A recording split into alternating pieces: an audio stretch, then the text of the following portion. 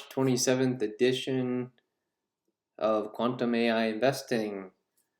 Today we'll look at some macro charts and then we'll go into some stocks that were active today. So the housing inventory, we'll start with there.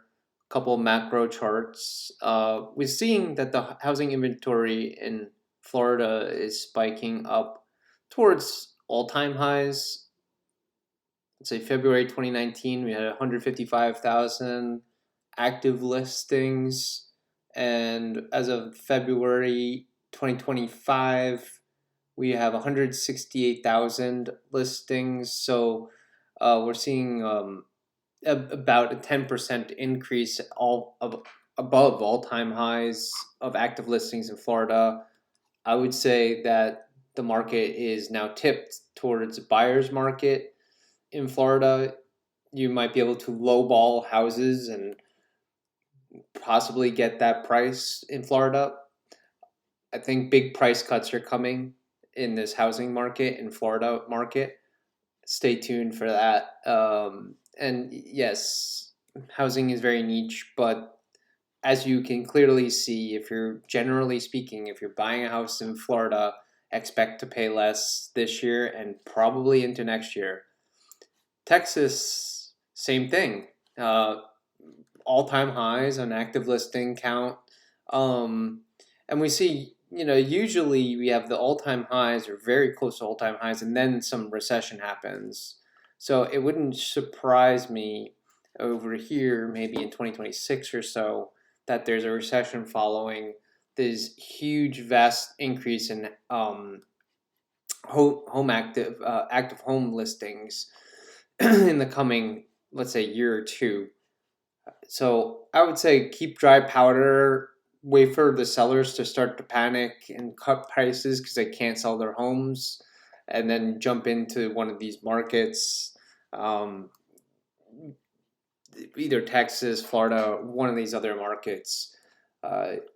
Yeah, we see in California, it's a slightly different story. We have a giant peak, 82,000 active listings in July of 2019. And it definitely came up of pandemic lows here, 22,000 active listings.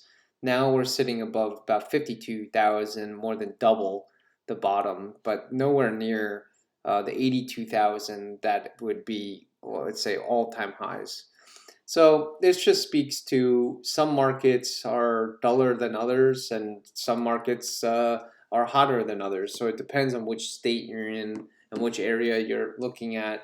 But generally speaking, we see the trend is higher off the lows, higher off the lows, higher off the lows. All the trend, right? The trend is your friend. The trend is higher for all of these three states. And you could look at other states with Fred data and see your own state. But it's looking like we're having more and more active listings hit the market. When supply goes up, prices, generally speaking, go down.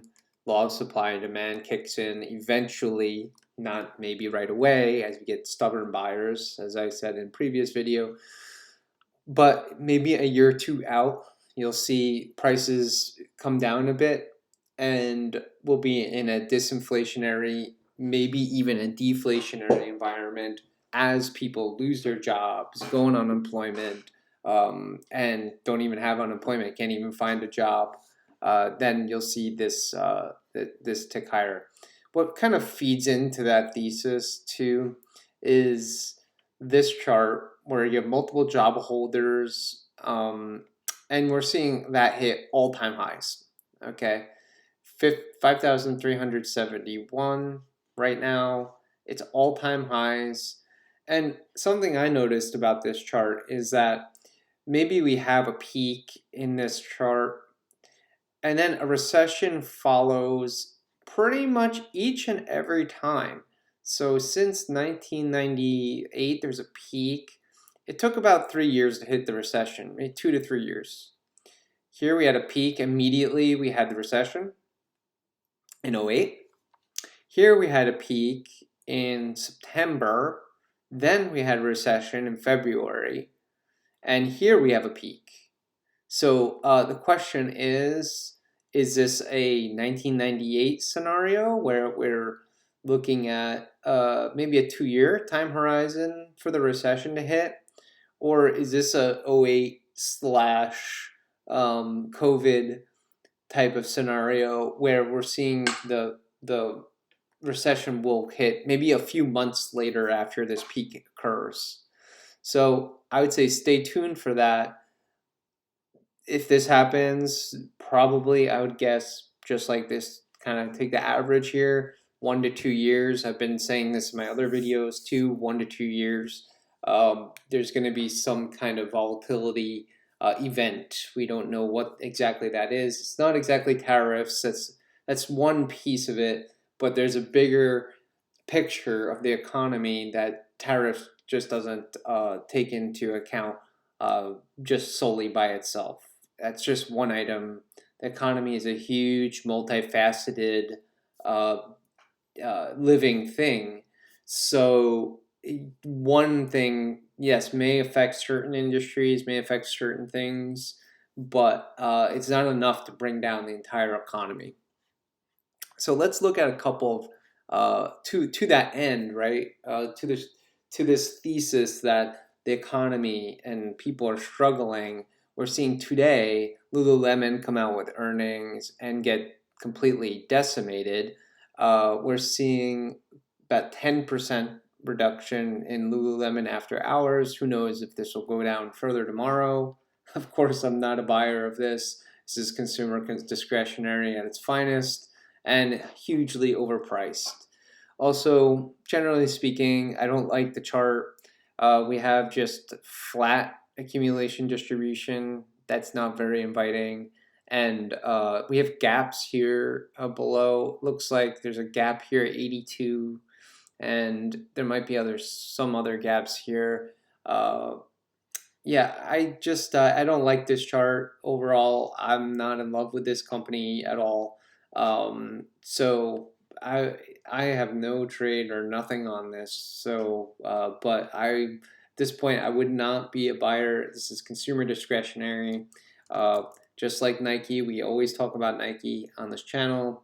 Consumer discretionary. I think we have further to go. We have this gap here around 41, so 42. It's my opinion that we'll probably get there. We see this long-term trend line. Let's see, right here is violated, and then it's tested right here at 82 level. Not good news. I think we're headed down further for Nike. You'll be able to buy this at a better price. Now, I'm not a perma bear or anything, but I think that if you can get a good company, a good stock for a good price, that's what you want. So perhaps if we can see it come down to this level here around 41, or perhaps if it gets really bad, 28, that would be a great, I would say, long-term horizon buy down there. Right now we have accumulation distribution. We see it has a negative trend. Stay away. We stay away from this. Okay, Williams-Sonoma on the other hand, looks like had a huge influx here in accumulation distribution, so possibly a bullish cross here. So there might be a little more in the tank here. Maybe it goes up a little bit in the short term, but again, I don't like this chart because we got multiple gaps here. Gap here looks like at 75, and it's had a major run. So I think that as people get more and more under pressure, people lose their jobs, they're not going to spend money on goods like Williams-Sonoma. To that end, we see stocks like Burberry get slammed recently, although there was a giant rally off the bottom.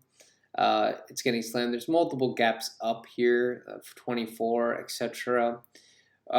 Actually, I'm a little bit more bullish long term on this not short term. I think short term you have volatility, but long term, if you have a long term horizon, we do see even in the crisis, the reaction low here was down to 12, and I think that a reaction low, anything below the reaction low is most likely a good buy for this company, Burberry. Um, and we're seeing another one like Kering, which owns Gucci and etc. Yeah, we're seeing this kind of descending triangle pattern, and the I would say the trend overall for it's being accumulated. So I think that the big boys are overall putting their money into this thing because they know that on the other side of this descending triangle, there's a bull market. So can we buy this lower? Perhaps we'll watch it. Would I like to see it in the teens for a long-term buy? Absolutely, pays dividend. Something to put on your radar for sure. And international is a pretty hot topic now. So to that end, we can look at GOTU. We're seeing pop a little bit today, 6%. This Chinese tech stock. I believe that we may have a little more volatility in the short run, but overall, I think we're headed higher uh, in just in Chinese equities in general. Um, I think we're headed higher here. So, and BABA too. So the same thing. We analyzed this the other day. We said that there might be some short-term volatility here as we see accumulation distribution come down. We're seeing the bearish MACD here. There might be a little sell-off coming, but if it continues on this way, we're going to have a bullish golden cross event happen soon over here if we have the moving averages. So I think we watch that very closely. We do have this gap right here of 157 or so. So I do think that we'll get there. We'll have another spike up probably in the next 6 months or so to 157 on BABA. So that the international tends to be holding up better than the SMH type things, which are the semiconductors. And of course, Trump came out and said that he's taxing the autos 25%, which is bearish for semiconductors because they use a lot of semiconductors in building those. So if people buy less cars because of the tariffs, then it affects the semiconductors as well. It's all interconnected. So I would say we'll watch that. We're watching that carefully. This company, this stock, SMH, and Nvidia, the company which is in that space. So I'd say if it breaks this trend line here, watch out below. We'll probably test this support level, 162 or so, as I've mentioned in prior videos, maybe 170 something.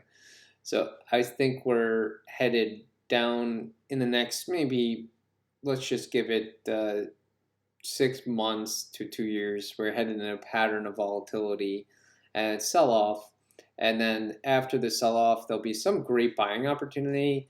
We'll turn bullish and then off to the races. As we see in the long term, right, SMH does go up in the long term.